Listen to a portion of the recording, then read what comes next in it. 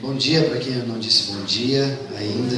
Graça e paz. Como é que fala, minha? A paz seja convosco. A paz seja convosco, para quem quer paz seja convosco. Graça e paz para quem é graça e paz. A paz do Senhor para quem é paz do Senhor. Tem mais alguém? Tudo tranquilo? Minha paz com todos. Paz de Deus. Paz de Deus, né? Eu estava na oficina essa semana, Bruno. Aí eu, no dono da oficina da congregação cristã. Aí conversando assim na oficina, chegou o irmão já. Paz de Deus para o dono da oficina, assim. Aí ele chegou para mim e eu convidei a mão assim. E aí, tudo bem? Ele disse assim, paz de Deus. Ele olhou para mim assim, eu te conheço, né? Aí eu conheço ele, o estilo que ele se cumprimenta. Aí eu, paz de Deus, ele olhou para mim estranho. Então você tem que falar paz de Deus, paz do Senhor, graça e paz, né? Aí vai. Mas bom dia para todos. Eu estive também no acampamento do ano passado. Eu estive no primeiro dia, lembra? Num sábado. E assim, o jeito que a minha querida fala ali pra gente, acho que eu fico vivo culpado o dia inteiro. Vivo, mas não é tanto assim, não é correria. Porque a gente está no acampamento. Aquela vez nós estávamos no acampamento que a gente organizou da nossa igreja só. Então a gente tinha que ir antes, por isso nós fomos no sábado, para voltar e ter que ficar lá sozinho, só com a galera, porque não tinha como ficar saindo, o lugar era longe, né? E aí quando a gente falou esse ano para vir para cá, eu gosto muito de estar com vocês sabem disso. O Bruno, meu parceiro, meu companheiro ali, tem um carinho muito grande pela vida, família dele. E quando vem esse convite eu fico todo na expectativa de atendê-los, com muito prazer, com muita alegria. Mas é que a gente está acampando aqui perto de Salto, antes um pouquinho de Salto, com a presidência central de Salto. E a gente pregou ontem lá, pregou à noite na nossa igreja, pregamos sábado. Então, segunda-feira eu consigo sair correndo de lá e vir para cá e voltar para lá, porque eu tenho que estar lá depois do almoço de novo. Então é por causa da correria dos acampamentos dessa época, mas a gente está à disposição sempre que vocês precisarem. Quando me passaram o tema, eu fiquei muito feliz de novo. Do ano passado foi transformar, né? Inclusive eu tenho a camiseta, tem tudo lá guardado, né? Tem a foto, tem tudo, tá tudo chique lá. E esse ano a proposta de heróis me chama muita atenção. Essa música que vocês cantaram, inclusive, que você mencionou, do Thiago Grulha, super-herói, eu gosto muito dele, é um parceirão, um amigão, um cara sensacional. E essa música fala um pouquinho disso, eu acho que é uma realidade da gente. E eu gosto muito de Marvel, eu gosto muito de super-heróis. Para mim, o melhor super-herói, não sei você pode discordar de mim, mas para mim é o Superman. Eu sou apaixonado pelo Homem de Aço. Para mim, acho que por causa da galera mais velha, o Superman foi o Aldo Borogodó. Primeiro que apareceu, né? E não sei se você sabe, talvez isso você possa procurar dar uma bugada por aí e achar essas informações que eu vou te dar. Mas o Superman, os criadores do Superman, eles são, de certa forma, vamos chamar assim, protestantes. O Superman é uma proposta de filme hollywoodiano, vamos chamar assim, que vem falar única e exclusivamente de Jesus. Não sei se você viu isso ou alguém já te falou isso sobre o filme Superman. Apesar do meu ser Capitão América, é o segundo herói que eu mais gosto, mas eu não poderia deixar de falar do Superman. Eu estava assistindo essa semana passada o Homem de Aço, que é o Superman que o pessoal vem de longe lá, vai pegar ele de novo e os soldados batem nele, os próprios soldados da Terra, e aí ele vai a júri. Não sei se vocês lembram de todo esse episódio, né? Todo esse episódio, se você analisar da perspectiva da cruz, você vai ver Jesus em todos eles. Até é engraçado que eu não tinha pegado nessa ideia do filme, mas quando o general chega para o Superman na sala e pergunta para ele se ele vai fazer mal para a gente tem medo dele, ele diz assim, eu estou com vocês há 33 anos, você acha que eu fiz alguma coisa de errado para vocês? Quantos anos ele ficou? Tem alguma coincidência, 33? Você acha que o Superman tinha 33 anos? No último filme de Superman da guerra lá que tem com o Batman, não sei se vocês assistiram Batman vs Superman, assiste isso na última cena do filme, inclusive a mãe do Superman, o nome, de coisas que depois você vai pensando nessas ideias, não te ficar falando só de Superman. Mas numa das últimas cenas, quando o Batman está brigando com o Superman e aí de repente descobre que aquele outro bicho do mal, como que é o nome daquele trem lá? Apocalipse. Oi? Apocalipse, que é trem que o cara lá, o demônio lá que fez, como é que é o nome daquele cara? O careca lá? O Lex Luthor. Lex Luthor, exato. Aquele cara é xarope, meu. O cara é xarope é aquele cara, ele é o Satanás. E aquele bicho vem, e uma das cenas que, na hora da morte, que ele enfia a lança nele e de certa forma a lança é enfiada em Jesus, ou no Superman, como é que você quiser, só vou fazer um paralelo. A hora que o Superman está no chão caído e você vê a Mulher Maravilha de um lado e você vê o Batman do outro lado tentando ajudar, se você olhar a cena muito clara e para ali, fica observando essa cena, você vai ver o Calvário lá no fundo, 3 cruzes lá no fundo, naquelas coisas queimando e tudo, você vê 3 cruzes queimando lá, Calvário ali, e Jesus morrendo, ou o Superman morrendo ali. E aí depois, quando é o velório do próprio Superman, a hora que ele aciona ali, não sei se você viu isso, que o caixão dá uma mexida assim, a poeira sobe assim. Se você for analisar todos os detalhes daquele episódio, daquele final, passaram um tempo suficiente como o tempo de Jesus, quando ele ressuscita. Então, cara, você está falando que o Superman é Jesus, não estou dizendo nada disso. Estou dizendo que os autores do Superman sempre tiveram essa intenção de trazer alguém que não era desse mundo para vir e ser o salvador do mundo. O que Jesus veio fazer? Jesus era deste mundo? Ele veio de lá, e nós também não somos, e descobrimos isso por Jesus. E ele veio de lá para salvar a gente. E ele fez o quê? Morreu. Uma outra cena desse filme, Batman, não desse outro do Superman, agora eu confundo, tem um monte de filme de Superman que eles fazem, né? E ele estava lá, ele foi no júri, vocês lembram disso? E o tribunal todo fizeram contra ele e tal, aquela coisa toda, e o Superman lá quietinho. E ele perguntado, e o Superman não abriu a sua boca para se defender. Tem alguma coincidência? Nada, não falou nada. E ele sofreu calado sem ter feito nada contra aquele povo. Ele fez só o bem contra aquele povo e teve que pagar o preço e morrer e ser lançado daquela forma para morrer por causa daquela galera. Só para você ter uma alusão que os heróis são bem interessantes. E nesse, se você estudar o Kal-El, que é o próprio nome do Superman, e o pai dele, o Clark, Clark, né? Não, o Clark não é... Como é que é o nome do pai dele? Clark é filho e o pai é Kal-El. Clark é o nome dele de repórter, né? Como é que é o nome do pai do Kal-El? Jor-El. Jor-El, obrigado. Tem alguns que conhecem aqui. É Jor-El, exatamente. Então é muito legal, faça essa abertura de ouvir ou de assistir alguns filmes do Superman. Eu gosto muito, por isso que eu analiso bastante esses detalhes.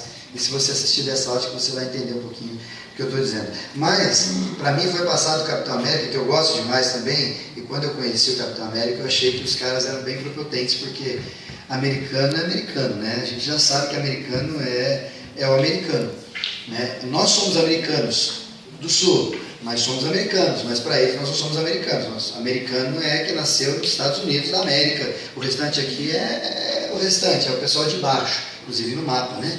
O americano tem essa conotação meio prepotente, meio um ar de superioridade para todo mundo. Talvez seja um dos motivos pelos quais aquela guerra entre os Estados Unidos e os coreanos, etc. e tal, seja por causa disso, vocês acham que são top. Mas quando surgiu o Capitão América, eu tinha um pouco de aversão a respeito disso, porque eu falava, puxa.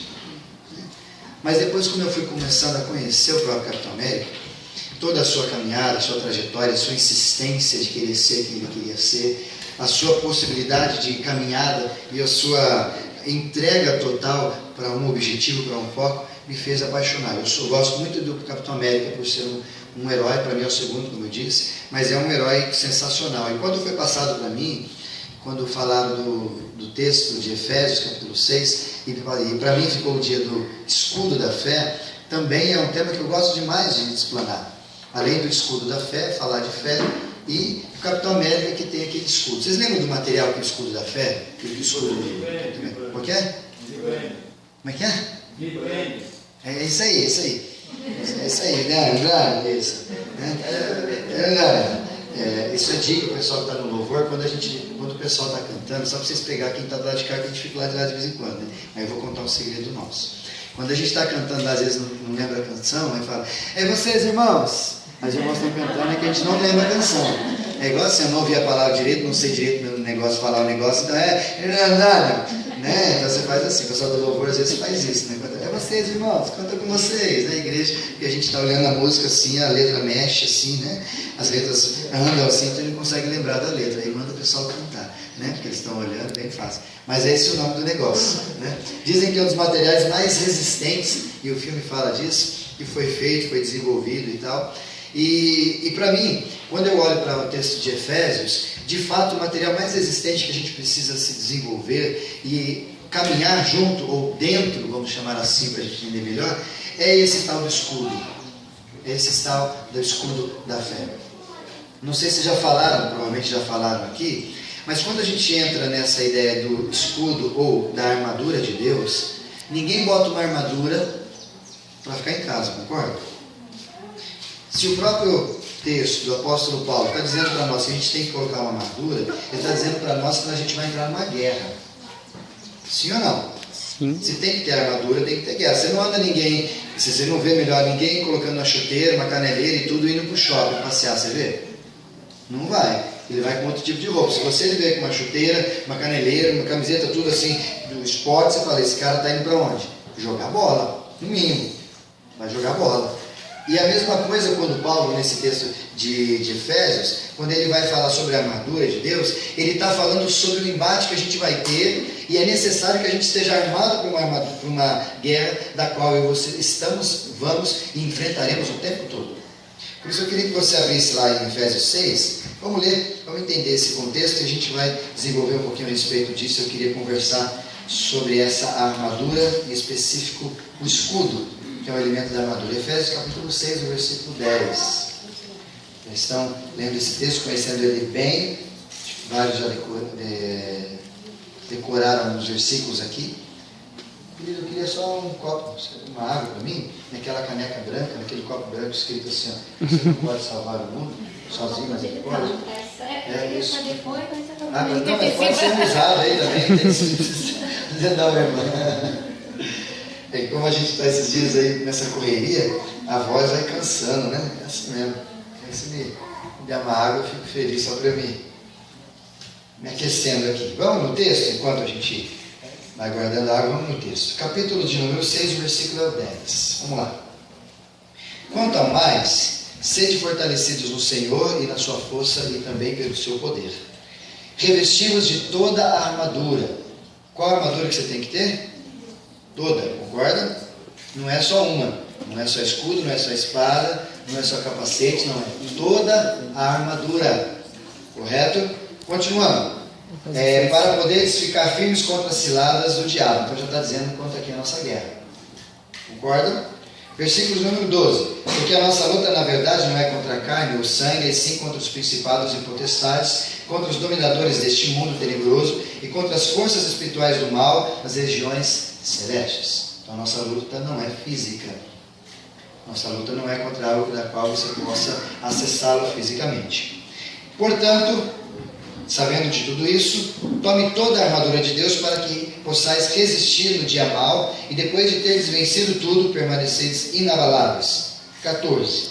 Estais, pois, firmes, aí ele começa a descrever, cingindo-vos com a verdade, vestindo-vos da couraça da justiça, calçando nos pés a preparação do evangelho da paz, embraçando-se sempre o escudo da fé, com o qual podereis apagar os dardos inflamados do maligno.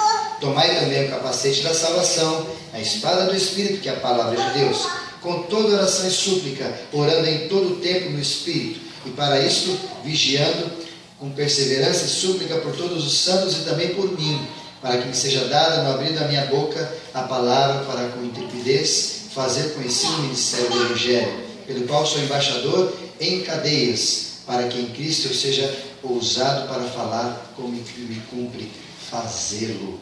Até aí o texto todo para a gente compreender esse contexto. Como a gente está falando, Paulo, obrigado querida, que lindo esse copo, hein? Sensacional. Gostei demais, hein?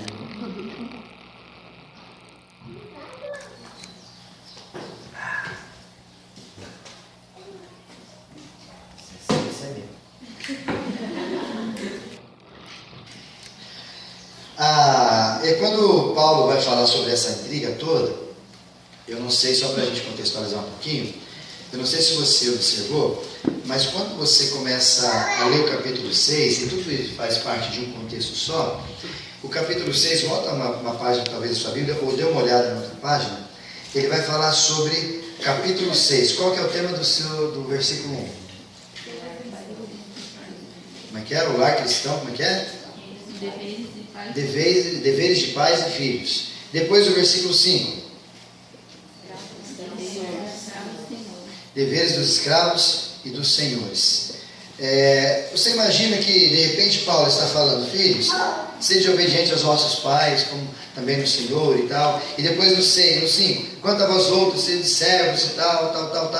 Antes ele vai falar sobre o quê? Os frutos da luz das obras, marido e mulher no 22. Ele vai falar sempre sobre relacionamento. Se você pegar a ótica da segunda parte do livro de Efésios, é sempre proposta de relacionamento com as pessoas, quer seja com a família, quer seja entre marido e mulher, quer seja com seus filhos, quer sejam os senhores com seus servos. E aí depois de tudo isso, ele vai dizer o seguinte: agora você vai pegar a armadura para lutar. Deixa eu dizer para você entender, antes da gente entrar aqui e fazer essa consideração inicial, porque me parece, e Paulo deixa isso bem claro no texto, que a gente, por ter relacionamentos e precisamos relacionar-nos com pessoas, isso é natural, a gente tem muita encrenca com gente, não tem? Seja bem honesto, a gente não briga com a gente, com os outros. Quantas vezes você já brigou com seus pais? Marido e mulher, quantos conflitos nós já tivemos? Funcionários, quantas vezes você já brigou com seu patrão ou com um funcionário seu? É muito comum a gente ter esse conflito, porque a gente é gente. E a gente é gente igual ao outro, só que a gente acha que a gente é melhor que o outro, como foi dito aqui por causa da graça. Alguns acham que é melhor, não, a salvação eu consegui, não consegui. Quem falou isso foi um rapaz que estava aqui com uma blusa, cadê? Estava aqui, não sei se ele tirou a blusa, não, está ali, ele tirou a blusa, porque não estava te achando. Ele comentou dessa ideia da gente ter cuidado, porque às vezes pode achar que é melhor, que não é melhor, não consegui, alguns falaram isso também. E às vezes nesse conflito com a gente e a gente da gente, a gente briga com a gente. A gente se esquece que a gente é ruim também. Só o outro a gente acha que é ruim, mas a gente também é ruim. A gente acha que o outro casa mal na gente, mas a gente casa mal nos outros também. E aí, sabendo de todos esses relacionamentos, Paulo, colocando tudo isso muito claro, chega no final e ele vai dizer: gente, deixa eu dizer uma coisa para vocês. A briga que a gente tem que traçar não é com o marido e com a mulher.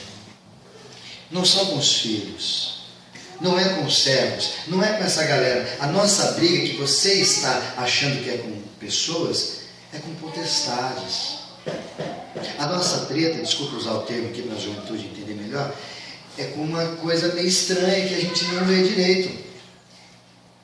E deixa eu dizer uma coisa antes para vocês. Você fala assim: essa coisa de espiritual, de demônio, eu não acredito muito não.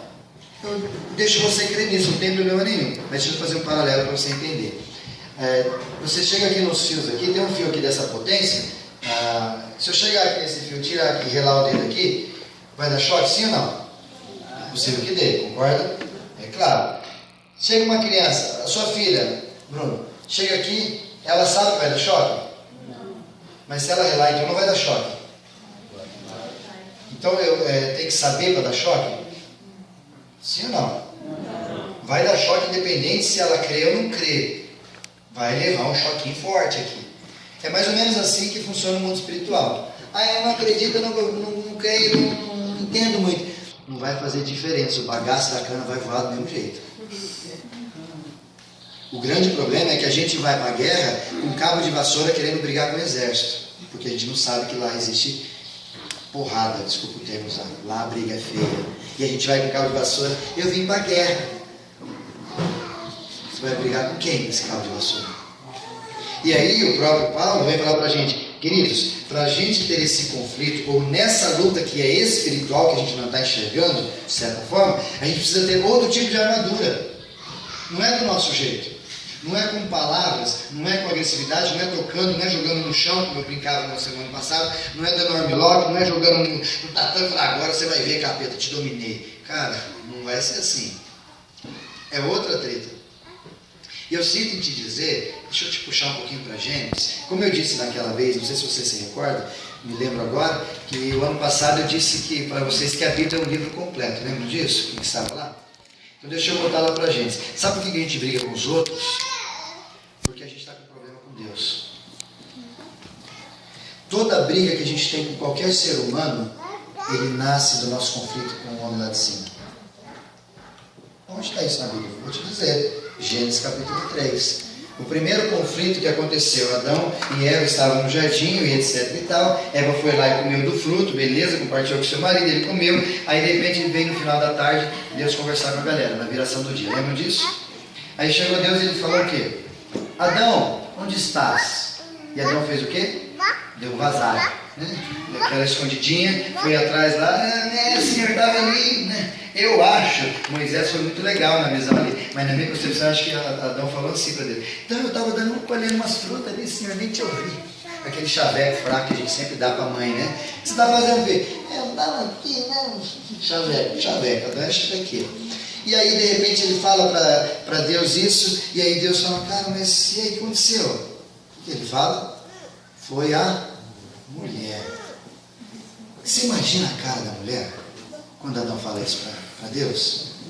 Você viu, né? Você imaginou isso? Estamos aqui nós dois, eu e minha esposa junto aqui, aí Deus aqui na frente, ou de alguma forma aparecendo. Eu falo, o que aconteceu? Fala.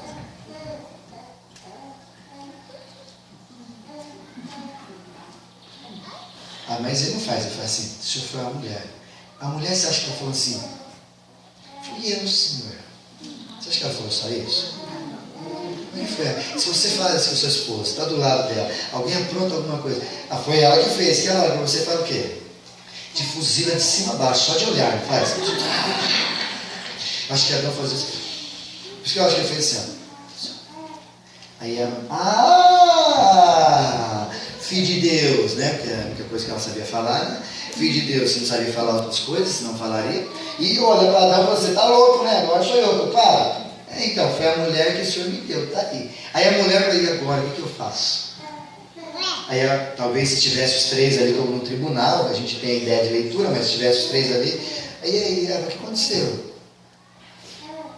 Você vai ver na casa. Né? Eu te pegar, você vai lavar a louça, limpar. Adão, né? Ah, Senhor, desculpa. Então foi a serpente na hora. A gente quer ver o que você vai falar, desgraça, né? Porque a serpente não podia falar, o demônio puro, então, né? E tal. E brigando com a mulher. E aí, depois de tudo isso, o homem passa a culpa para a mulher passa a culpa para a serpente não passa, tadinha, culpa para ninguém. Então, dançou e rastejou e levou o restante da culpa toda para ela. Mas aí depois, quando Deus começa a falar sobre a consequência de cada um e do outro, ele começa a dizer, no capítulo 13, a partir do versículo 13, essas consequências. Adão, você vai ter que trabalhar, vai ter que fazer isso, vai ter que isso, tal. Aí para a mulher, ele fala uma coisa muito dura. Multiplicarei sobremodo as dores da sua gravidez. Ou seja, você ia doer uns 10%. Agora você vai doer uma coisa multiplicadinha. Vocês viram por que você sente dor, meu irmão? Por causa do pecado aí que entrou, dormitou. Está lá na Bíblia. Só que aí no restante do texto está dizendo assim: o seu desejo será para o teu marido e ele te dominará. Está lá na Bíblia, você confere lá. E aí então, imagina conflito entre homem e mulher, e agora o homem vai dominar a mulher vai conflitar com o marido, e eles vão ter conflito com a terra, vão ter conflito entre si, e tudo isso porque quando aconteceu esse conflito? Primeiro aconteceu com Deus. Então todas as vezes que você tiver um conflito com alguém, analisa nesse pressuposto. Cara, eu estou brigado com a minha esposa, é muito possível que você não esteja bem com o homem lá de cima. Eu estou brigado com meu pai e com minha mãe. É muito possível que você esteja com dificuldades em relacionamento com Deus. Daqui que vem. E ele se iguala para lá. É simples. E aí Paulo, olhando tudo isso, peraí, se o conflito é lá em cima, Satanás querendo fazer toda essa ralaz para cá, para acabar com o nosso conflito aqui, então peraí, vocês precisam ter uma armadura melhor para você lutar contra o que é espiritual. E contra o que é físico, você deixa o que é físico, mas eu vou lutar contra o que é espiritual. E aí então ele vem colocar para a gente toda essa estrutura, quer nos pés, quer na calça, quer aqui no cinto, quer capacete, quer a ação, a espada, uma arma de ação, de ataque, ou quer o escudo, que é uma arma de defesa e ao mesmo tempo de ataque que eles utilizavam. E ele, como romano próprio, Paulo, ele se utiliza toda essa indumentária de um exército romano, por isso que ele usa esses elementos, por isso que ele usa todas essas coisas que a gente às vezes, para nós é meio estranho. E aí eu queria colocar para você, nós vamos trilhar sempre nesse caminho. A nossa luta na verdade não é contra carne e nem sangue. O teu problema não é teu marido nem tua esposa, o teu problema é espiritual. Não estou dizendo que tudo é espiritual, mas ele nasce do espiritual. É por causa do conflito que nós temos e o pecado dá essa abertura para Satanás. Eu particularmente acredito que seja um dos mais importantes e eficientes para a nossa guerra. Só que um dos que a gente menos se utiliza. Acredita nisso? Se você fosse lutar, por exemplo, com o Superman, e naquela luta você sabe que você teria que usar uma bala, como o pessoal tem, que dentro dela tem kryptonita. E você tem um coldre guardadinho ali, você tem munição, desse lado só munição com kryptonita, desse lado sem nada, munição de festim. E aí você fica se utilizando de festim, atirando o Superman, pá, pá, pá, fazendo barulho. E do teu lado você tem munição boa, que vai acabar com ele, e você não usa. É assim que a gente faz com o nosso escudo. Para mim, é o que a gente menos usa, é o escudo da fé. E é o mais intrigante. Por quê? Deixa eu fazer você entender qual que é o elemento escudo para a gente. Porque com ele, segundo o próprio texto de Paulo, no capítulo 6, exatamente no versículo 16 e descendo, ele diz assim, que com esse escudo, a gente vai conseguir ficar livre das artimanhas de Satanás, que ele vai lançando dardos inflamáveis contra a gente. E para você se proteger disso, você não tem que ficar se esquivando igual o Matrix, né? Satanás manda você. Não. A proposta dele é o quê? Pegar o escudo aqui e falar, aqui você não vem não. Pode lançar que aqui a parada é outra. E eu não sei se você é diferente do Capitão América, se é ilusão para vocês, mas o escudo normal não é aquele redondo que os romanos usavam. Não sei se vocês assistiram Spartan, aqueles filmes de guerra, de coisa e tal. Os escudos eram iguais àqueles lá. O nome daquele escudo, eu até coloquei aqui para não esquecer, o nome desse trem, ele é chamado, um escudo bem interessante, escutum.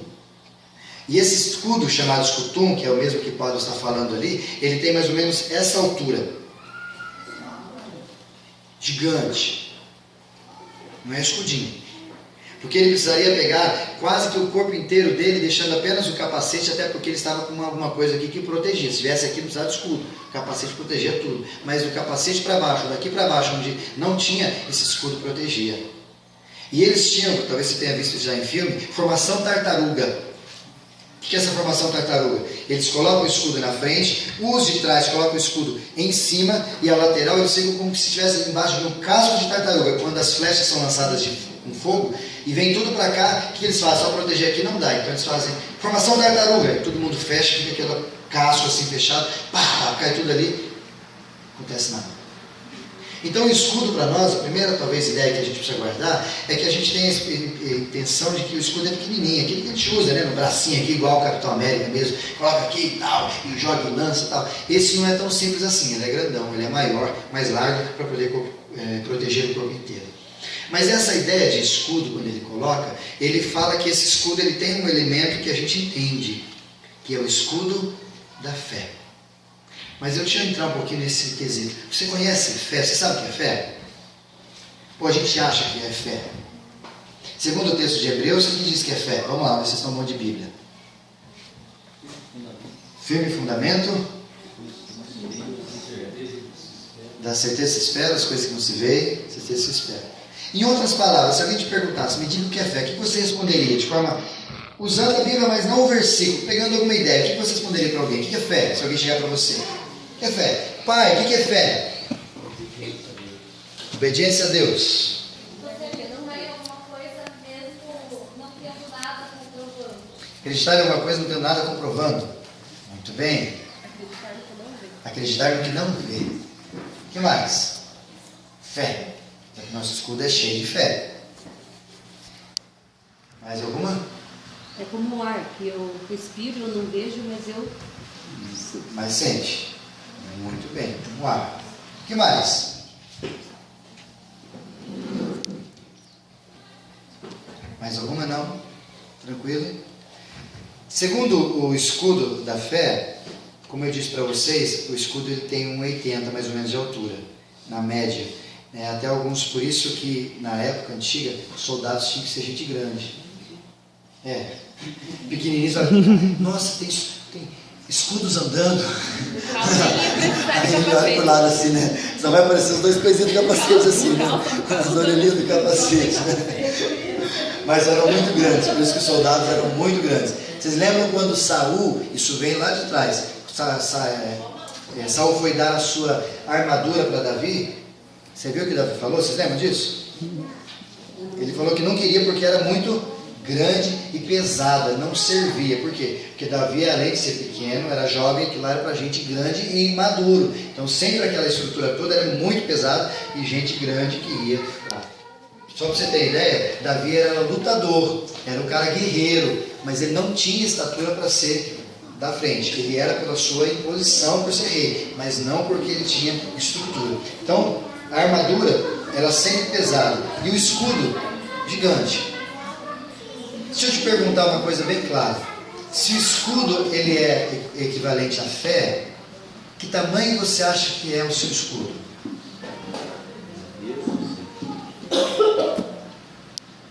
Vamos pensar de novo. Deixa eu pegar essa Bíblia. A gente está lutando contra coisas espirituais.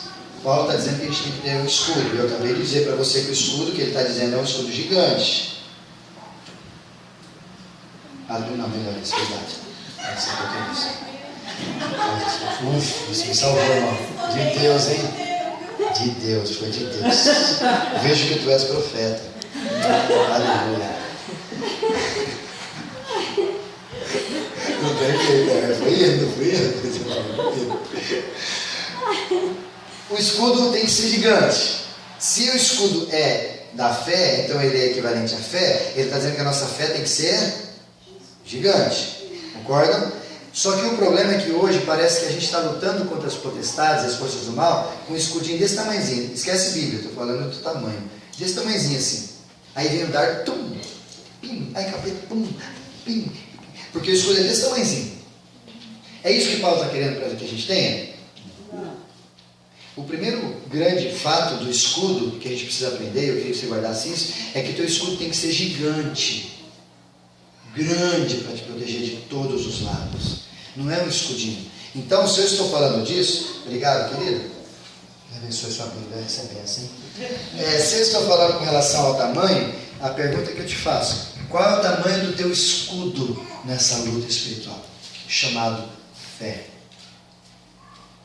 Jesus tinha um problema com relação a isso, porque várias vezes ele falou: homens de pequena fé. No momento quando estava atravessando um mar e algumas pessoas quiseram olhar e vê-lo, e Pedro foi lá e andou, e aí quando Pedro afundou ele falou: por que você duvidou, seu homem de pequena fé? Em outro momento, capítulo 6, quando a gente vive ansioso, ele olha para a galera e fala: por que vocês são assim, homens de pequena fé? Então ele fala várias vezes, e em um momento, num ápice sobre fé, ele diz assim: se eu vier no mundo e encontrar, se você tiver fé do tamanho de um grão de mostarda, você vai dizer a esse monte: vá para lá, e ele vai. Ou seja, Jesus está dizendo para nós claramente: a fé nossa é muito pequenininha. E aí vem Paulo e fala: gente, o escudo é gigante, a fé tem que ser gigante.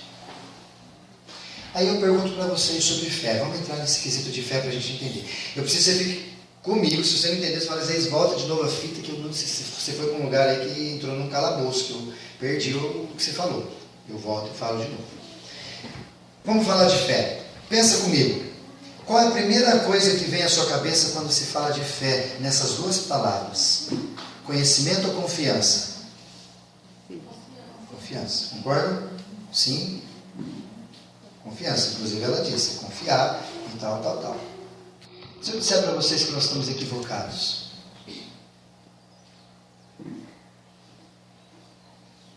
se eu disser para você com a Bíblia que a gente está equivocado com relação a isso. Porque, pensa comigo, vou voltar ao assunto do escudo. Se Paulo está dizendo para nós que o escudo tem que crescer, e de repente vem Jesus dizendo que a nossa fé é pequenininha, e ele fala: a sua fé pode aumentar. A sua fé precisa aumentar, porque Satanás está lutando, ele está mandando dardos, ele está jogando um monte de coisa para a gente, e a nossa fé está desse tamanhozinho, a gente está tendo que caçar dardos, caçar flecha, sendo que poderíamos só colocar. Se for para tartaruga, vai parecer um kipar na cabeça, né, a nossa fé. Colocar só vai proteger o miolo da cabeça aqui, desse tamanhozinho, porque é tão pequena a nossa fé. E aí eu vou chamar vocês à responsabilidade. Quando os hebreus, aos hebreus, para mim, os autores, não tem autor, não tem nada, mas há muita linha que diz, que pensa que foi Paulo por causa de toda a estrutura, e eu concordo com essa linha, então para mim Paulo, mas entendam que é sem autor. Mas Hebreus, no capítulo 11, ele vai dizer que a fé é o firme fundamento das coisas que se esperam, mas não se veem. Se ele está dizendo que a fé é o firme fundamento, ele está dizendo que a fé tem fundamento, concorda? Agora, você crer nas coisas, você chegar e dizer assim, eu tenho fé que aquilo vai acontecer, biblicamente. Agora, você olhar para uma situação, digamos assim, de uma mega cena, e você fala assim para a pessoa, eu vou fazer uma fezinha. O que está querendo dizer? Já ouviram isso? Vou fazer uma fezinha. O pessoal mais antigo aí tinha. Você lembra quando tinha jogo do bicho? Tem ainda isso? Tem ainda isso? Tem? Antigamente tinha bastante jogo do bicho, né? Aí o pessoal falava, vamos lá fazer uma fezinha, que era baratinho. Sentava, se colocava, fazer uma fezinha. Qual que é a diferença de fazer uma fezinha e a nossa fé?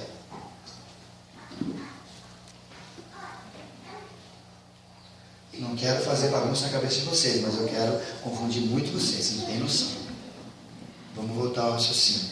Vocês disseram para mim que nas duas palavras de conhecimento e confiança, a palavra que mais se associa com fé é com confiança, concorda? A palavra que mais deveria associar com fé para a gente é conhecimento e não confiança. Não que confiança não tenha a ver com fé, mas confiança não é a raiz da fé.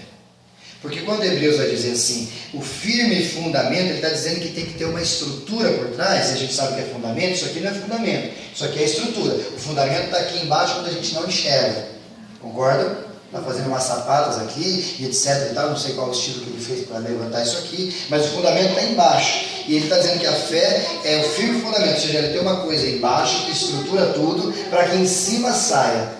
Então a natureza da fé, ela não está embasada na confiança. É o que eu estou te dizendo. A natureza da fé não está embasada, segundo o próprio texto de Hebreus, na confiança, que é embaixo. Ela está embasada no conhecimento. Quando o texto da palavra diz assim, vamos voltar para lá, você pode abrir ali, eu queria que você abrisse nesse texto. Vamos lá. Romanos capítulo 10, versículo 17.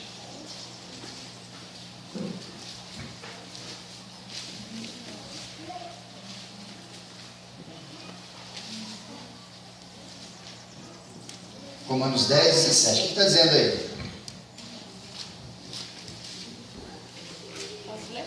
Pode ler, minha querida. Portanto, Ou seja, ó, concluindo, gente, presta atenção. Então eu vou finalizar o meu assunto dizendo... Portanto, a fé vem por ouvir a mensagem, e a mensagem vem por meio da pregação a respeito de Cristo. a fé vem de que forma? Segundo o texto, pelo ouvir. E ouvir do quê? Da palavra. Pregação da mensagem da palavra. Guarda isso. Pega isso que eu disse sobre confiança e fé e vamos fechar isso aí para você entender. Fé tem a ver com conhecimento na sua natureza e confiança na sua testificação.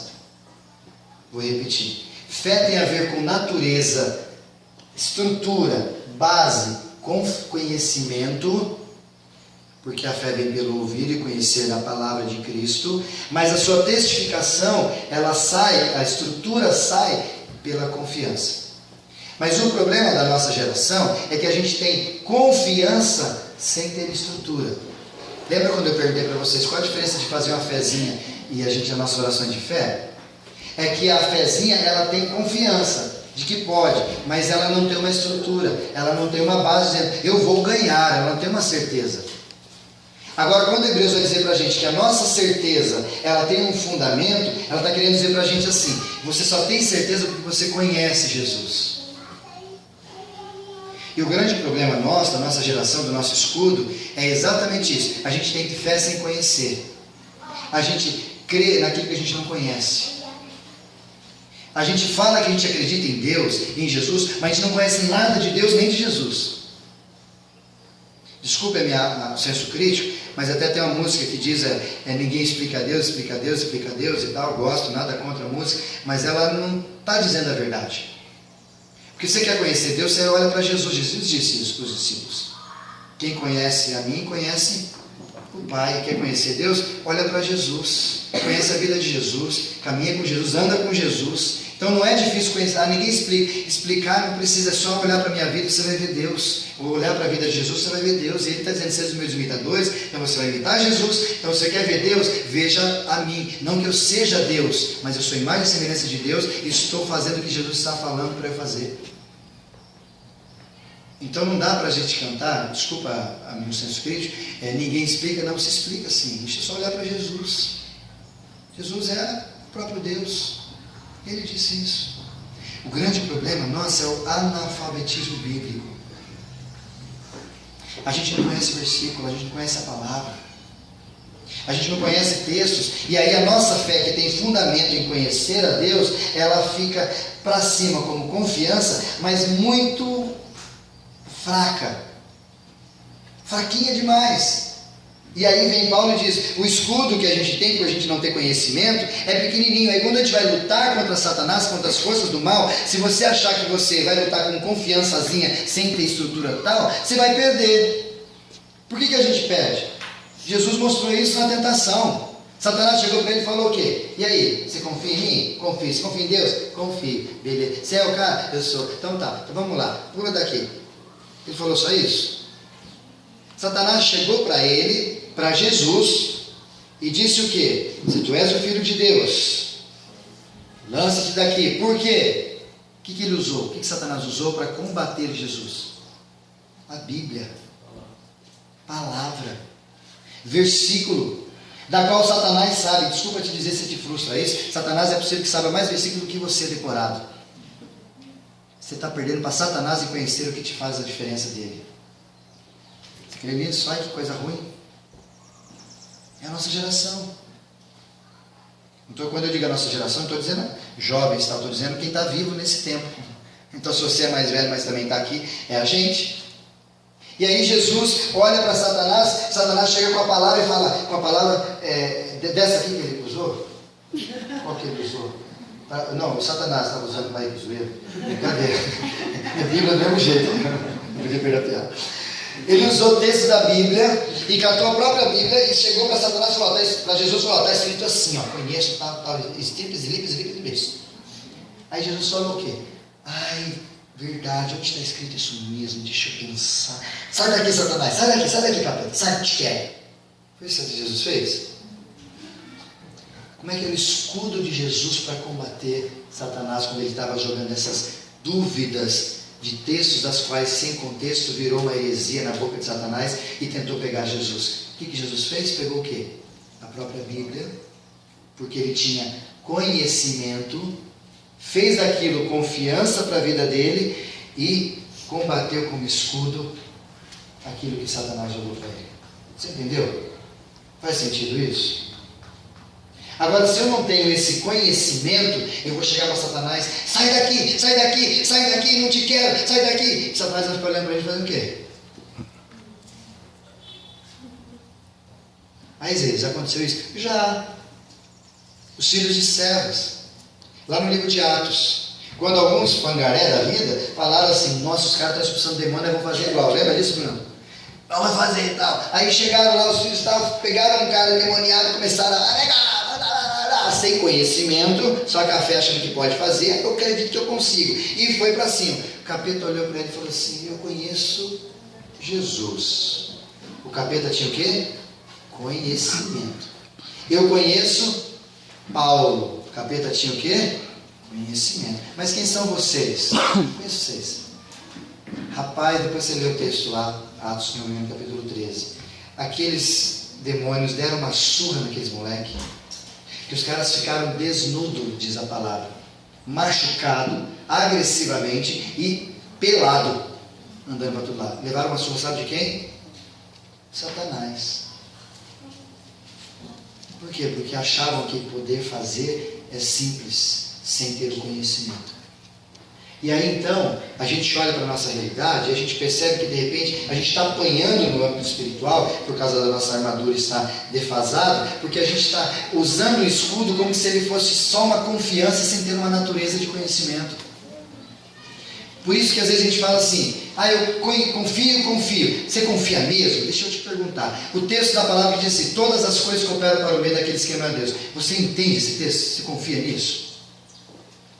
Aí teu filho morre. Desculpa fazer uma comparação bem precisa e pesada. Esse texto te conforta? Seja bem honesto. Mas já passou na sua cabeça alguns momentos, como que uma coisa dessa coopera para o bem? Como que isso coopera para o meu bem? Como que aquele professor xarope fez isso, ou aquela mãe, ou aquele pai, eu não sei quem, o governo, o político, como que tudo isso, Senhor, você não está vendo? Isso não tem como cooperar para o meu bem. A gente não entende. E é natural, porque a nossa fé está embasada só em confiança. E sabe por que ela precisa ter o quesito conhecimento? Para eu finalizar essa questão da fé, para a gente passar para o segundo, e aí nós passarmos para uma coisa mais prática nossa. Quando você crê em confiança, a fé é só para confiar. De repente, você fala assim, poxa, está numa situação difícil que vocês enfrentaram da gravidez dela. O nome dela mesmo é Sofia. Com a Sofia. Aí, de repente, o Espírito Santo que trabalha no nosso coração, ele nos fará lembrar, segundo o próprio texto, de tudo aquilo que temos lido e aprendido. Certo? O Espírito Santo tem essa função na nossa vida.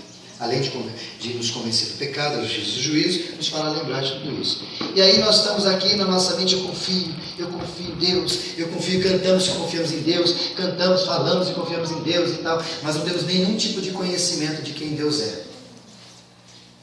É o que a gente vive na maioria das vezes hoje. Aí de repente você está num conflito pesado como esse da Sofia. A gravidez de vocês, que eu não sei inteiramente como foi, mas pela situação eu creio que foi a mão poderosa de Deus, que é bom e sempre bom, que cuidou de vocês. Mas como ficou o coração de vocês? E aí nessa situação de coração apertado, o que acontece? A gente fica, eu confio, mas vai chegar uma hora que o seu confio vai falhar. Sabe por que vai falhar? Porque falta a base lá embaixo de conhecimento. Porque essa base embaixo vai fazer o seguinte: a hora que você disser, a hora que você estiver nessa situação, eu confio, o Espírito Santo que está em você, sabe o que ele vai fazer? Ele vai fazer você lembrar daquilo que você tem lido. Então ele vai entrar no seu HD, tá? Lá no HD tem uma pasta escrita assim, versículos bíblicos de conhecimento próprio. Eu estou colocando, mas tem umas pastas lá.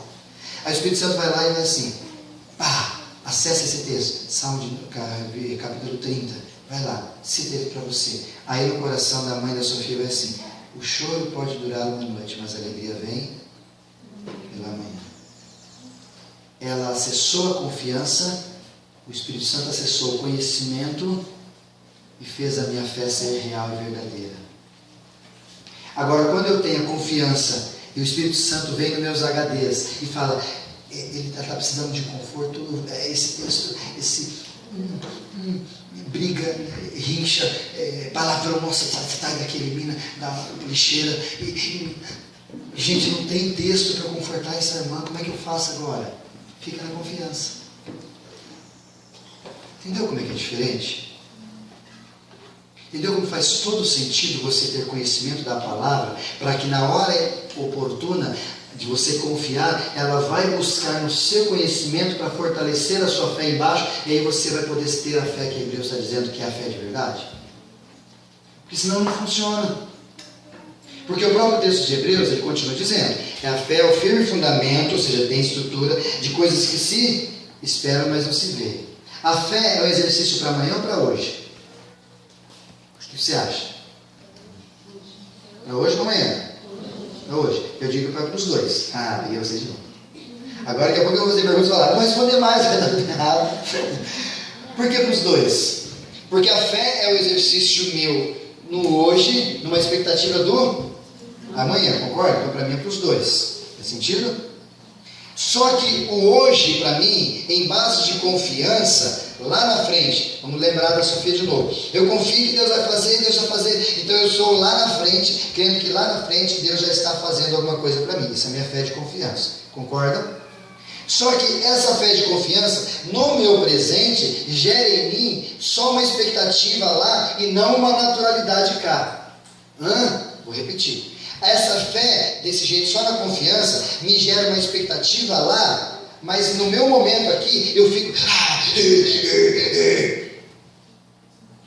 Jesus não convida a gente para ir para Deus. E Ele não fala que Ele é o caminho para ir para Deus. Jesus convida a gente para ir para o Pai. Ninguém vem ao Pai. Não tem Deus nesse texto. Faz sentido? Não tem Deus. Mas não é o mesmo? Depende do seu ponto de vista. O Fábio é meu pai? Não. Meu pai é outro. O jeito que eu vivo com o Bruno, com o fulano, com o ciclano, é diferente de como eu vivo com o Góis, que é meu pai. Quando Jesus vem e Ele vai desmistificar tudo isso, entenda o que eu vou te dizer agora. O grande problema que aconteceu também por causa do pecado é que a gente perdeu a paternidade de Deus. Tanto que Jesus vem dizer assim, já não nos chamamos mais de servos, amigos, vamos ser mais próximos. Aí depois Jesus vai dizer assim, Mateus capítulo 6, quando vocês orarem, meus filhos, vocês vão fazer, sabe o quê? Vão chegar e dizer assim para Deus, Pai nosso, vocês não vão falar mais, digníssimo Deus, Senhor Altíssimo, aquele que estás no céu, ou aquele que está lá no Monte Sinai, ou tal, ou eu sou, você não precisa mais nada disso. Agora vocês vão fazer diferente, vocês vão chegar e falar assim, Abba Pai, ou Paizinho querido. Aí Jesus está construindo uma ideia para os discípulos e para a gente, que a gente às vezes não tem, que é o quê? Você não é mais para ficar igual criatura em Deus e relacionamento de Deus, porque quando a gente olha para Deus, a gente olha aquele Deus bravo, né? Ou aquele Deus que está do nosso lado olhando para nós, errou, e a gente ensina as crianças às vezes, não faz isso porque Deus castiga. Olha o Deus aí. E pai castiga? De certa forma sim, mas o pai que mesmo castiga, ele ama, ele abraça mais do que castiga, então é diferente, ele entende o que o pai está fazendo. E aí vem Jesus e fala para a gente, queridos, eu estou dizendo para você que eu sou o caminho, a verdade, a vida, e eu quero levar vocês para o Pai, não é para Deus. E esse Pai que eu quero levar é aquele mesmo que diz assim, porque Deus amou o mundo de tal maneira que deu o seu Filho. Esse Deus lá, se tem filho, ele é o quê? Ele é Pai. É isso que eu quero que você entenda. Não é um Deus que aparece lá, que a religião diz, que escreve, que faz, que... Não, é um Pai, é diferente. E aí Jesus vem mostrar para a gente, o que eu quero que vocês entendam é o relacionamento de filho com o Pai. Não é de um Deus com uma criatura, não é de um negócio lá em cima, de uma deidade, e aqui os bichinhos aqui embaixo, fazendo tudo que o homem lá de cima manda. Não, é pai e filho. Eu não sei se você sabe, mas a expressão Abba Pai, desse texto, ou de outros textos que Jesus fala, não é exatamente paizinho querido. A expressão Abba Pai é igual como se fosse lá acho que na Bahia, como que o pessoal chama carinhosamente o pai na Bahia? Pai. É desse jeito. É como aquela primeira expressão que uma criança chama o pai. Ele fala, papai. Não, mas ele fala só, papá. É uma das primeiras expressões de mais intimidade de uma criança com seu pai. E aí nós puxamos para paizinho querido, porque é a intimidade que a gente conseguiu ajustar na palavra. Mas é como se fosse pai. E quando você fala pai, quando você chega pertinho dele e fala, pai, estou precisando do Senhor. É esse contexto que Jesus está criando e desenvolvendo para a gente, para os discípulos aprenderem. Chama Deus de Pai. Porque Deus que é Deus, a gente precisa, e vocês falaram sobre o texto aqui, deixa eu falar, porque até o rapaz perguntou, você quer falar? Eu falei, agora não, agora eu vou falar. O grande problema da religião é que a religião desce até metade e a gente sobe até metade. E a gente é salvo. Ou seja, ele dá a mão aqui assim, eu dou a mão aqui assim, estou salvo. Isso é religião. Ele vem até metade e a gente vai para cima. Sinergia de salvação. E como que eu subo? Pelas boas obras, sendo um cara bonzinho, sendo um cara legal, dando meu dízimo na igreja, fazendo tudo que tem que mandar. Como o próprio Jesus confrontando o jovem rico, Mateus capítulo 18, diz assim, eu faço isso, e pergunta, como eu posso dar a vida eterna? Eu faço isso. Faz tudo, o cara está subindo ali para a religião. Chegando quase lá. Aí Jesus fala uma coisa, então você faz o seguinte, você quer relar a mão, você vende tudo que tem e vem para cima. Não dá. Isso é religião. Desce metade, sobe metade. O que é evangelho? É o Pai vindo até nós pela graça e fala, vocês não merecem nada. e eu vou pegar vocês. A minha e a sua atitude não tem nada para a salvação. O que eu faço não muda em nada a salvação. Em nada. Eu sou bom, estou fazendo. É nada. Você faz porque você foi alcançado pela graça. É resultado do teu acerto com Deus. E não porque você faz porque você é bom. Deixa eu te falar um texto de Jeremias. Me perdoe aqui também, por favor, mais uma vez, mas eu tenho que dizer a palavra original. O texto de Jeremias diz que as nossas ações são como trapo de imundícia. Vocês lembram disso? Já leram esse texto? Não? Jeremias, dá uma olhada lá. Você sabe o que está querendo dizer aquele texto? Tem que falar, pastor. Ele está dizendo que as nossas ações, os nossos resultados, o que a gente faz, a gente é tão ruim, o nosso coração é tão enganoso, a gente tem coisas tão ruins e sujas na mão, que a palavra trapo de imundícia é o mesmo utilizada para absorvente, usado. As nossas ações são isso. Pesado, não é? E você acha que você sendo assim, você vai conseguir fazer uma coisa para chegar lá em cima? Não é nada. É só Jesus. E o grande problema é que os textos que estão muito claros na Bíblia, conhecer, cara, eu não conheci isso, é só olhar e ler o texto e amar-se pela palavra, e você vai entender que Jesus veio, desceu, Deus amou o mundo de tal maneira que deu o seu Filho para que todo aquele Ele deu, foi tudo obra completa do Pai, não foi minha, foi do Pai que mandou o Filho e matou o Filho, entenda, não vamos falar sobre isso agora, mas matou, deu o seu Filho para morrer por nós, isso é graça, só graça, a gente não tem nada disso. Mas porque a gente não conhece a palavra, a gente se esforça para fazer as coisas e falar, Senhor, aí eu estou fazendo, hein? Não esquece de mim. O único que tem o direito de falar sobre isso era aquele homem que estava na cruz. Senhor, lembra-te de mim quando entrar nos paraísos, porque ele não conhecia nada de Jesus. Mas ele sabia quem aquele cara era. Agora você conhece Jesus, ou pelo menos deveria, mas a palavra na tua mão te serve para quê? A gente não conhece. A gente lê texto ou ouve texto esporádico da palavra, de que forma? Facebook, um versículo que a gente ouviu. Deixa eu te fazer uma outra proposta e uma pergunta capciosa, é verdade, mas importante de se fazer. Quanto tempo você gasta lendo a Bíblia por dia? Já se perguntou? Tem um pastor amigo que dizia assim, que a gente tem a tal da vitamina B12, vitamina B, não sei o que. A vida espiritual precisa de vitamina BO. Bíblia e oração. Faltou vitamina BO, você vai morrer. Mas eu estou bem. Mas o teu âmbito espiritual, você está perdendo guerra a paulada. Você está que nem os filhos lá do céu, levando uma surra do demônio. E não sabe por quê. Mas é só aqui. Não, mas está implicando aqui. Vai refletir aqui, não tenha dúvida. Talvez até está e você não está sabendo. E por que você está ali? Porque o que é importante, a Bíblia e a oração, que é o escudo da sua fé para lidar com Satanás, está fazendo o quê? Desse tamanhozinho. Ele ganha todas. Ele olha para você e fala assim, agora eu vou acertar no ombro, quer ver? Pum. E agora, o que você acha que eu quero acertar? Agora acertar no outro ombro. Pum. E você ali com o escudinho. Por quê? Porque você não tem ferramenta?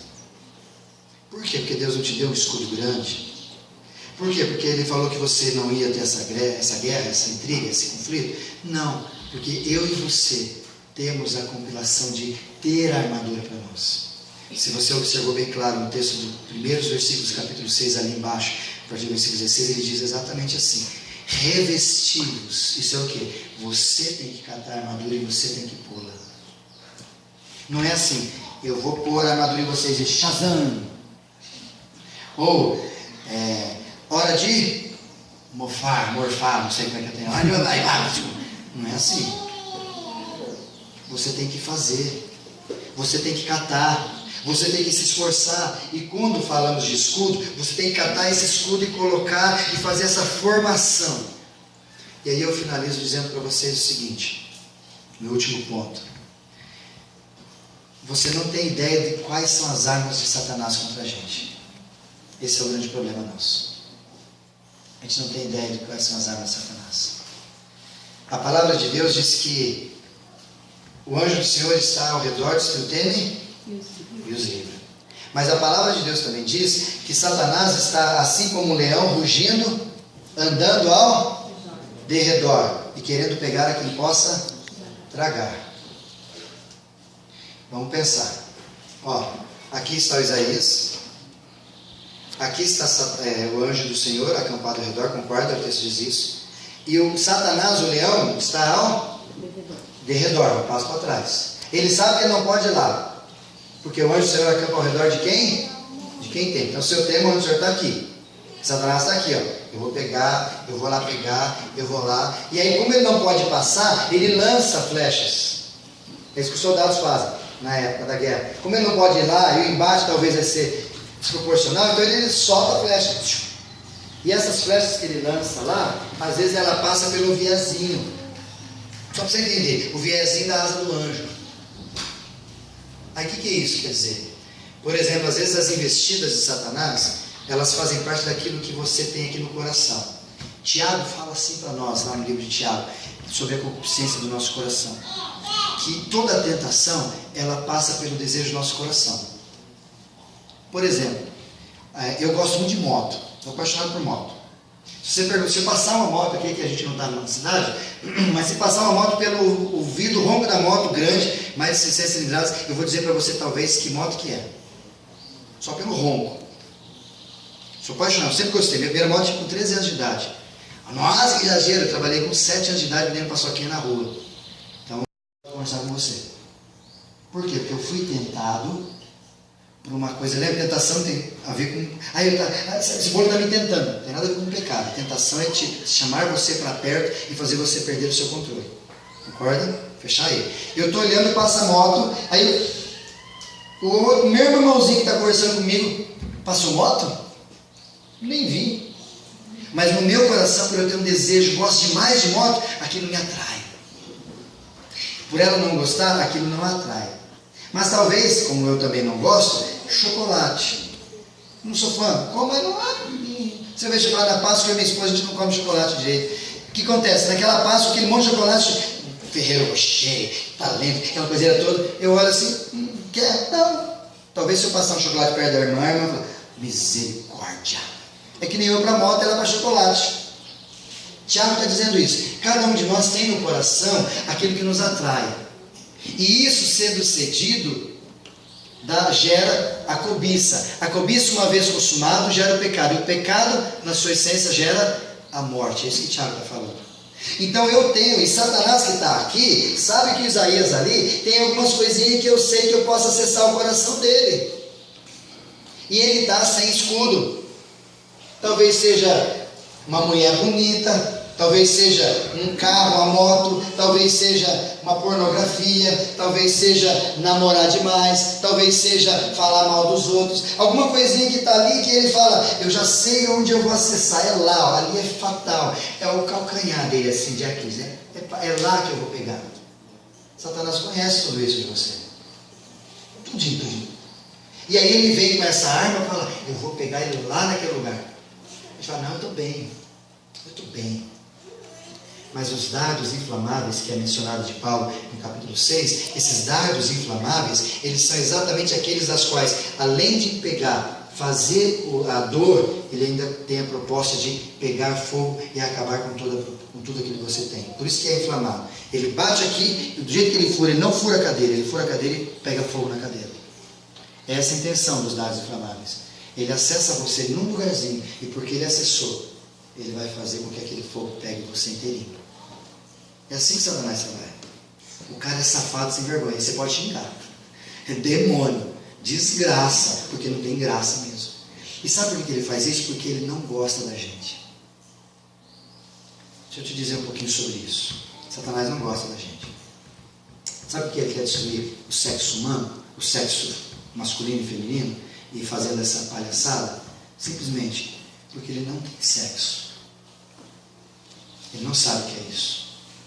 E a maior inveja que existe não é você querer ter o que o outro tem.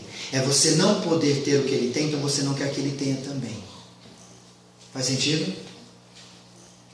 E Satanás não pode ter o prazer de dormir com uma mulher e acordar de manhã e falar, obrigado, minha esposa, pela noite de prazer que nós tivemos. Ou vice-versa. Ele não pode. Então, se ele não pode ter esse prazer, então você também não vai ter, desgraça. Então, ninguém tem sexo igual, eu também não tenho. Então, cuidado disso. Satanás tem família? O que você acha que ele quer destruir a nossa? Ele não tem. E ele sabe como é bom ter família. Ele sabe como é bom ter filhos, ter pais, estar em família, mas ele não tem isso. Ele sabe viver, mas não sabe viver. Então, se eu não posso ter, eu destruo a sua. Satanás pode ter filhos? Por isso que ele quer destruir os filhos das famílias. Por isso que aborto é pesado. Ele não pode fazer nada disso. Mas se ele não pode fazer nada disso, ele precisa ter esses objetivos, alguma coisa ele pega. Por algum lugarzinho ele acha, gente. E não sei se vocês se recordam, mas o meu querido de vermelho usou a expressão que está na linguagem mais coloquial, mais próxima da original, quando ele diz que Satanás tenta pegar a gente como leão, querendo pegar a quem possa tragar. Sabe o que essa expressão quer dizer? Se você já fumou, o cigarro, você faz o quê? Quando o pessoal antigo fala assim, vou dar uma tragada. Alguém já viu alguém fumando cigarro assim, até acabar? Já viu alguém fazendo isso? Um só assim, uma chupada só? Vai pirar, vai ver, não dá um treco no cara, né? Porque a gente não consegue tanto. Às vezes é uma brincadeira e tal. Mas isso você faz com o cigarro. Você cata o cigarro e dá uma tragada. Você cata de novo o cigarro e outra tragada. E outra tragada. Achando que está de boa. O negócio está daqui a pouco. Nossa, acabou o cigarro. Devagarzinho vai tragando. É o mesmo conceito de tragar de Satanás. Ele não quer catar em você assim, e dá uma rasteira e joga você. Nada. Ele vai pegando você devagarzinho, como aquela flecha que entrou, o fogo vai pegando, vai tragando. Pega mais um pouquinho. Aí você fala, não, eu estou bem, eu estou ótimo, eu estou com Deus, eu estou aleluiano, eu estou ali, ó, só alegria. Tá nada, você mal sabe que Satanás está te tragando devagarzinho, você não está percebendo. Por quê? Porque na hora que ele fez você, ele encontrou você em contato da qual o escudo permitiu. Seu escudo ficou pequenininho, ele viu, ele acessou e ele quer te derrubar. Porque a obra de Satanás é única e exclusivamente para isso, acabar com a gente. Deixa eu te contar uma e eu vou para o último texto. Você sabe, já comeu rã? Eu já comi algumas coisas bem estranhas nessa vida. Morei em Cuiabá, comia cobra, jacaré, paca, aquelas coisas estranhas que tem lá, a gente matava, comia. Quando a gente comia, estava vivo, matava, comia. Se estivesse vivo, a gente comia do mesmo jeito de comer. É tudo bem. Comi uns trem estranhos. Já comeram rã? Já? É bom o trem, fala a verdade, gostosinho. É pequeno, porque você come e acabou, né? É bem cortopinho assim, mas é bonitinho, até tem umas carninhas assim, gostosinho, tipo assim. É legal. Sabe como é que faz isso? Segundo os especialistas, você não pode catar rã assim, desgraça, martelar a cabeça e acabou. Vai comer o quê? É que nem bicho, você não pode tem um jeito certo de matar, não é? Gato, cordeiro, tudo. Rã, segundo os especialistas, diz assim, para você matar as rãs, para você fazê-las para comer, você pega um caldeirãozão, bota uma água natural e bota as rãzinhas ali. As rãzinhas vão achar que está o quê? A piscina, mano, é nóis, tio curtindo as rãzinhas, doideira as rãzinhas tudo ali, e várias assim naquele caldeirão. Aí você vai lá e bate o fogo. As rãzinhas daqui a pouco vão falar, não era piscina, era um furô. Não tinha jogar na piscina, nada, o negócio aqui é um furô, está esquentando, que delícia. Aí as rãzinhas vai assim, nossa, que delícia, e nadando, curtindo, pá.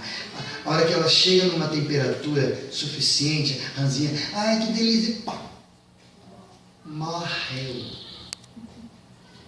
Se ela soubesse que aquela água era para isso, ela tinha pulado antes, sim ou não? Mas ela não sabe porque é sutilmente, devagarzinho vai pegando, a hora que ela viu, já era, dançou, negão. É assim que Satanás faz.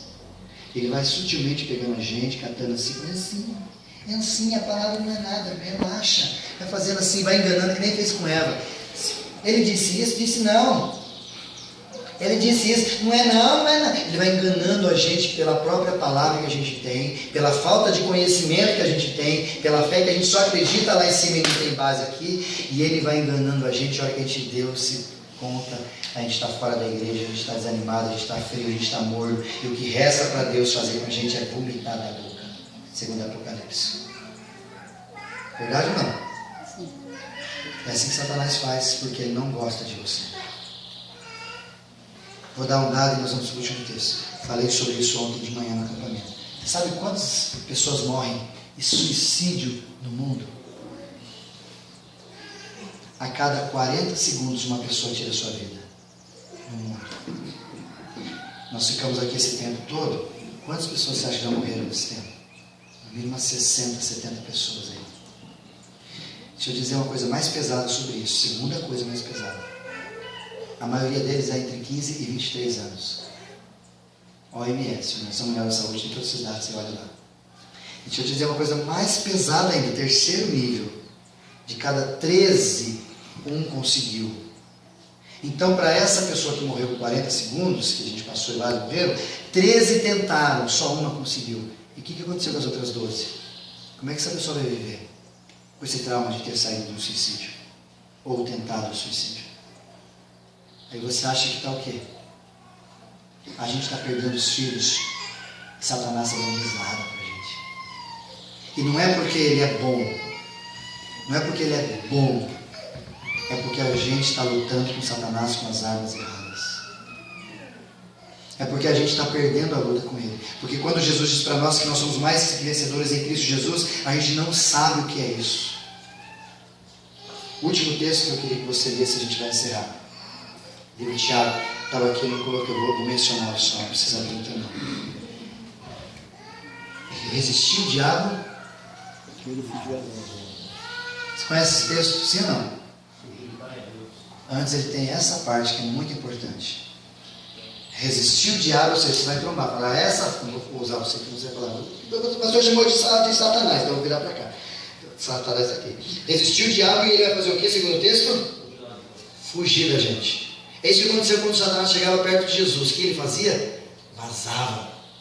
Não resistia. E o mesmo poder que empoderava Jesus é o mesmo que habita em nós. Então, resistir o diabo e ele vai fazer o quê?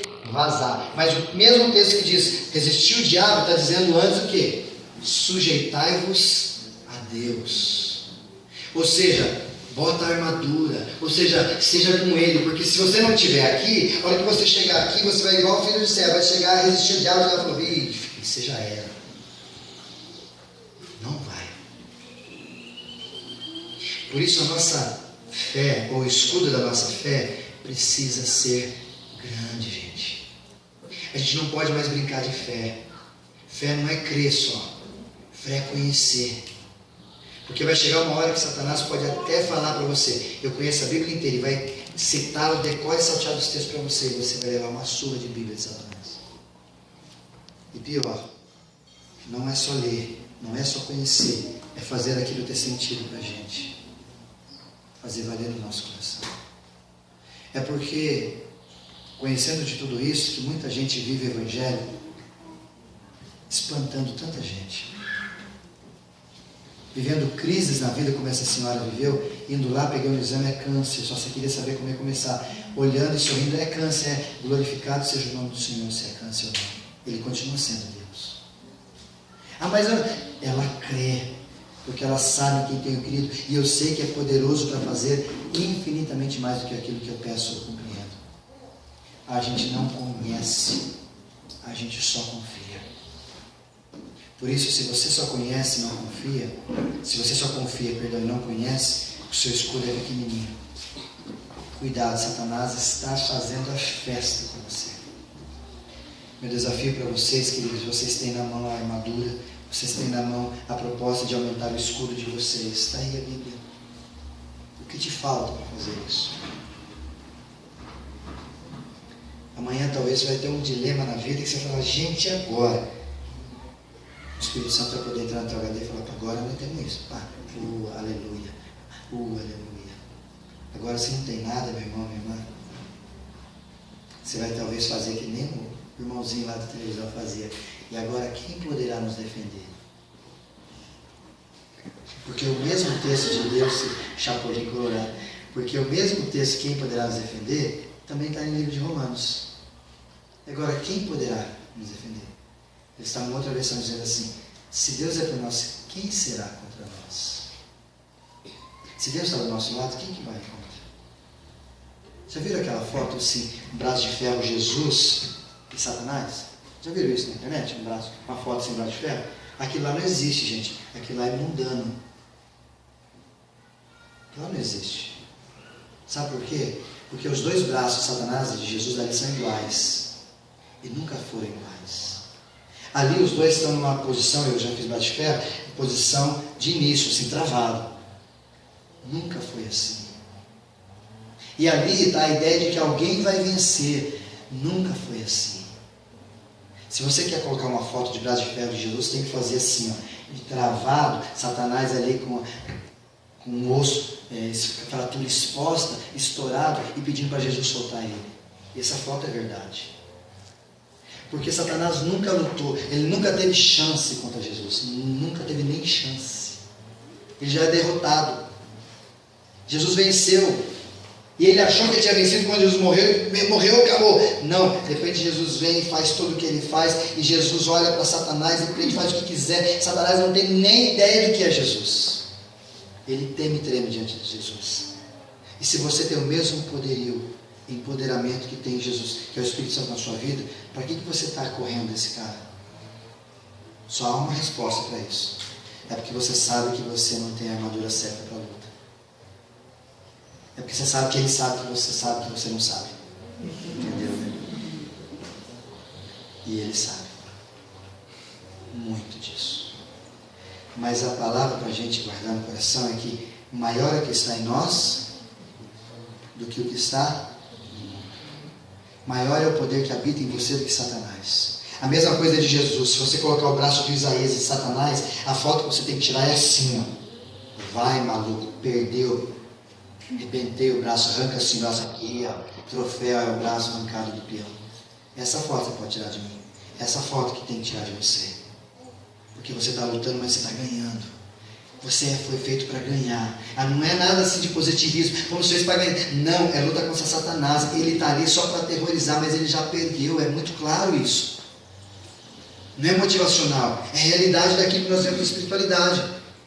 Só que o problema é que a gente não consegue acessar aquilo lá, porque aqui a gente vive como se nada disso acontecesse. A gente não ora, a gente não lê, a gente não tem vida devocional, a gente não leva a sério. Aí quando os problemas acontecem, a gente recorre a Deus como se ele fosse um bombeiro. Vem apagar esse incêndio. Deus não é bombeiro, Deus é Pai. Pelo menos o que eu acredito que Jesus manda a gente ir, pelo Pai, como a gente aprendeu hoje. Por isso eu queria finalizar dizendo para você, querido, qual é o tamanho do teu escudo? Que tal a gente aumentar o nosso escudo? Como é que aumenta? A fé vem pelo ouvir, e ouvir da palavra. Que tal a gente aumentar pela palavra? Que tal a gente ler? Que tal você pegar e falar, eu não consigo, eu não sei.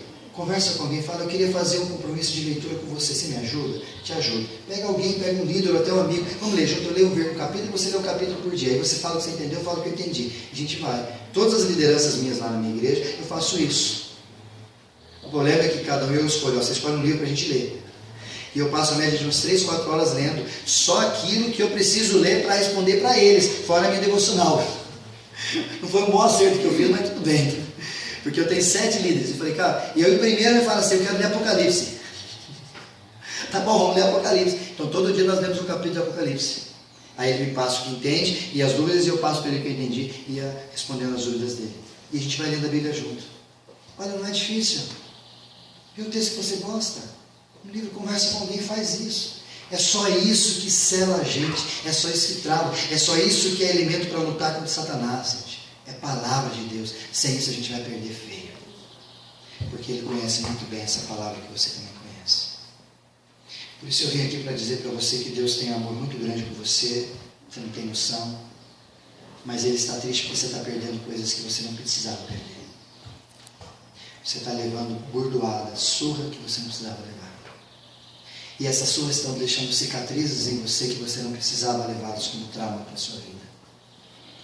Isso tem acontecido por causa da sua disciplina ou da sua ação meio que displicente em relação ao que é espiritual. É muito sério. É muito sério a espiritualidade. E a gente precisa levar isso a sério. Se a gente quer ter uma coisa lá na frente melhor. Feche teus olhos, vamos orar.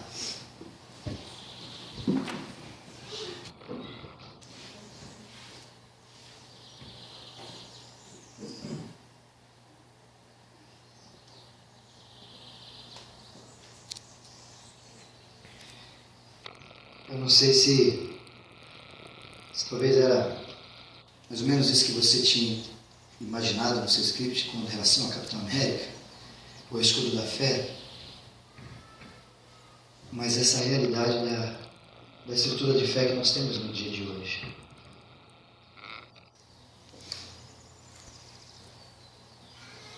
Mas isso mostra a nossa fragilidade, a nossa pequenez. Mas por um lado, mostra isso. Por outro lado, mostra que se Deus é por nós, nada nem ninguém será contra nós. O que poderá separar-nos do amor de Deus? Será tribulação, angústia, perseguição, fome, nudez, perigo, espada, potestade? Nada pode nos separar, porque estou bem certo de que nem morte nem vida, nem anjo nem principados, nem potestades, nem poderes, nem nada do porvir podem me separar do amor de Deus que está em Cristo Jesus, o nosso herói. É nele que está o poder. Não é por você. Não é por mim. É nele. E não é por conhecer a mim. Não é por conhecer a vida. É conhecer a Ele. Não é por ter fé nas coisas, nos outros. É por ter fé nele. O justo vive pela fé. Querido, a gente tem sofrido muito nesse tempo. Você adolescente talvez tenha enfrentado lutas e mais lutas terríveis. Dá uma analisada. Talvez esse tipo de luta que você está se utilizando para tentar vencer essa batalha é a arma errada. É a ferramenta errada.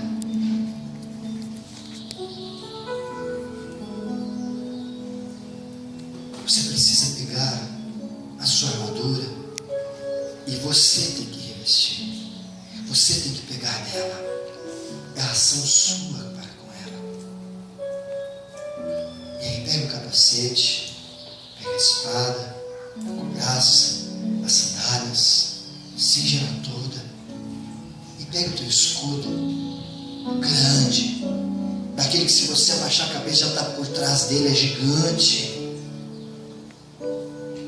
Mas ele é gigante não porque ele veio pronto, mas porque você desenvolveu o tamanho da tua fé. Não porque você é bom, mas porque você quer conhecer Jesus de Nazaré. Você quer conhecer essa palavra que fala, que faz transformação, que não volta vazia, que fala de tantas coisas maravilhosas do próprio Deus. Você quer conhecer, você tem sede de Deus. Assim como a corça anseia por águas, desejo a tua presença, desejo te conhecer, Senhor. Você precisa fazer isso, meu querido.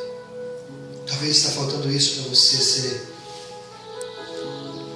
uma pessoa melhor dentro da sua casa, com a sua esposa, com seus filhos, com seu esposo, no seu trabalho. Talvez você precisa lutar um pouquinho mais nessa área, investir um pouco mais de tempo nisso, treinar. Abra mão do teu tempo que você fica nas redes sociais. Vai ler a Bíblia. Se você não entende, chama alguém que está perto de você para te ajudar a entender. Tem um monte de gente. Você tem acesso à internet, procura assim na internet, usa, lê, procura o teu pastor, o teu líder. Mas não deixe de preencher o conhecimento do próprio Deus na sua vida. E assim você vai aumentar o tamanho do teu escudo de fé. E enquanto Satanás lançar os dados inflamáveis sobre a tua vida, vai bater no escudo e vai sair. Os soldados antigamente passavam um óleo no escudo, como se fosse um óleo, para que ele não permitisse que o fogo que viesse junto com a flecha se espalhasse no escudo e viesse para o lado de dentro. Até nisso os caras pensavam. Por isso que eu desafio você, revista o teu escudo com o sangue de Cristo. Porque com esse sangue, com essa porção, com esse líquido passando no teu escudo, Satanás vai lançar, mas ele sabe que ele vai perder, porque ele já é derrotado em nome de Jesus. Romanos 16, versículos 2 e 9 diz isso: Satanás está debaixo dos nossos pés. Ele é derrotado. Ele já entra nessa briga já sabendo que já perdeu.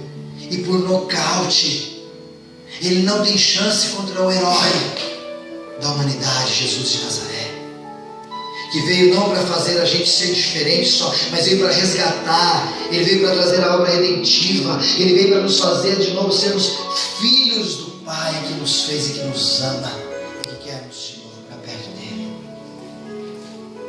E Satanás não pode mais voltar para o Pai, porque ele não sabe que é teu Pai. E ele quer destruir, não quer que você tenha essa alegria. Satanás sabe que você tem família e não quer que você tenha, porque ele não pode ter o que você tem.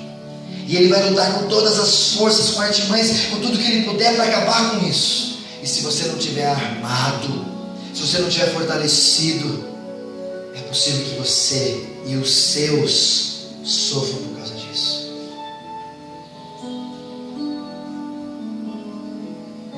Quando Josué vai chamar os seus homens, os seus guerreiros para lutar em Jericó, ele diz bem claro: vocês vão lutar pelos seus. Então, a sua família. Pai, pensa nisso. O seu escudo é tão importante, porque dele você está protegendo a sua família, os seus filhos, a sua esposa. Esposa, você está protegendo também a sua família com o seu escudo. A sua responsabilidade é muito grande, pais, porque os filhos estão na sua responsabilidade. Mas se porventura você já, filho, se tornou alguém da qual tem o seu próprio escudo, eu creio que isso acontece muito rápido. Faça do seu escudo ser cada vez maior, querido. Não vá para a guerra com um cabo de vassoura e um pedaço de pau e uma tampa de panela, achando que você vai vencer. Você vai ser literalmente um menino maluquinho. Porque essa guerra desse jeito você tem perdido e vai perder feio. Mas se você se empenhar em querer conhecer Jesus, a tua fé vai ser diferente. Os teus relacionamentos com Ele serão diferentes. Até a tua oração vai ser diferente. Porque você conhece aquele que é o autor e consumador da sua fé. Jesus de Nazaré. Aquele que morreu numa cruz para que você pudéssemos ter vida, e vida que vale a pena ser vivida. Ele falou isso e fez isso. Ele disse: eu vim para que tivesse vida, e vida em abundância, vida que vale a pena ser vivida. Mas ele concretizou isso quando ele morreu na cruz, e ali ele ressuscitou e disse: agora vocês podem ter vida. Não por vocês, mas pelo poder do Espírito Santo que descerá sobre ti. E esse Espírito Santo é que está na nossa vida e que nos empodera a fazer isso, queridos. Por isso, da próxima vez que você estiver em conflito com a sua esposa, pais, maridos, dá uma olhada para cima se talvez não está nada de errado com você e com Deus. Esposa, talvez da próxima vez que tiver conflito com o seu esposo, dá uma olhada para cima. Filhos, se você está em conflito com o teu pai, dá uma olhada para cima. Com os teus amigos, dá uma olhada para cima. E se talvez, e você sabe se é assim que Deus gostaria que você tivesse. Deus nos ama, querido, grandemente. Mas Ele não coloca a armadura, Ele a dispõe. E eu e você temos essa responsabilidade.